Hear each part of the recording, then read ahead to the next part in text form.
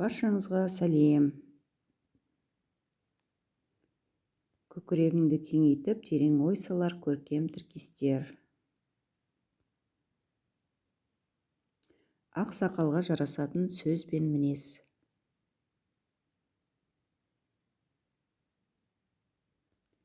Ақ сақалға ең жарасатын нәрсе үнсіздік пен сабыр.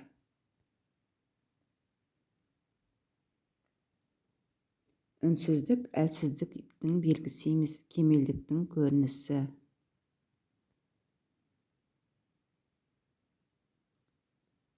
Сабыр уақыттың өзі үйреткен мінез, сондықтан ата-бабамыз сабыр қарттың көркі деп бекер айтпаған.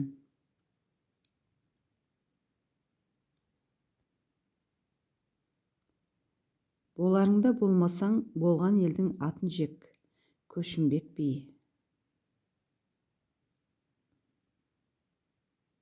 Жарау кісі байқап сөйлейді, қарау кісі жан-жағын жайпап сөйлейді.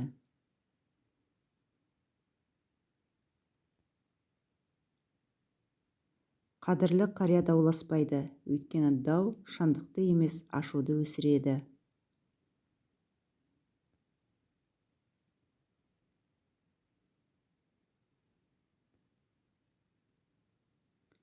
Айқайламайды, себебі дауысты көтеру сөздің әлсірегені.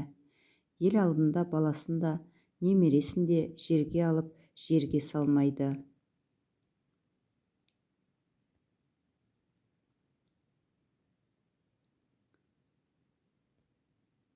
Себебі бір адамның абыройын жұрттың көзінше сындыру, бүкіл әулеттің еңсесін түсірумен тең.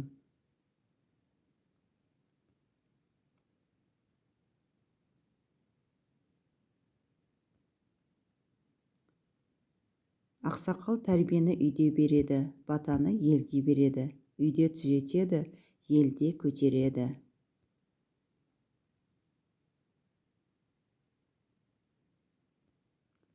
Бұл нағыз даналықтың белгісі, өйткені тәрбие жабық есіктің ар жағында, ал бата ашық төрде айтылуы керек.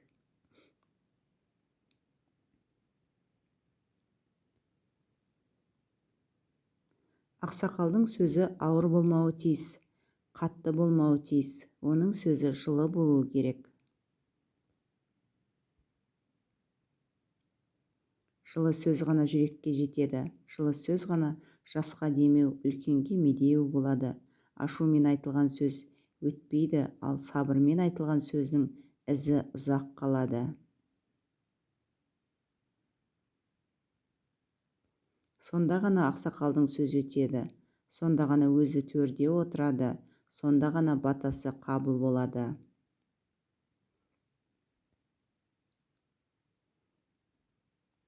Өйткені бата тілден емес, ниеттен шығады.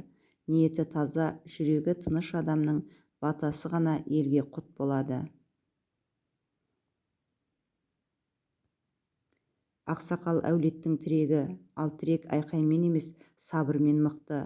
Ол көзге көрінбеуі мүмкін, бірақ барлығы соған сүйенеді.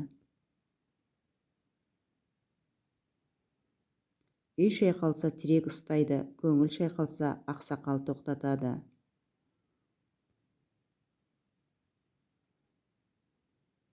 Бұл сөз бата болып қалсын, сөзің сабырлы болсын, ниетің таза болсын, үнсіздігің үлгі болсын.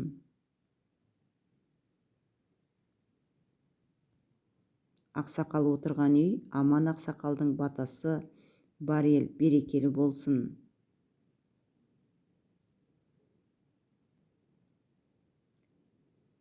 Бейнебаян ұнаса, арнамызға тіркеліп, лайк басып тіркеле кетіңіз. Достарыңызбен бөлісіңіз.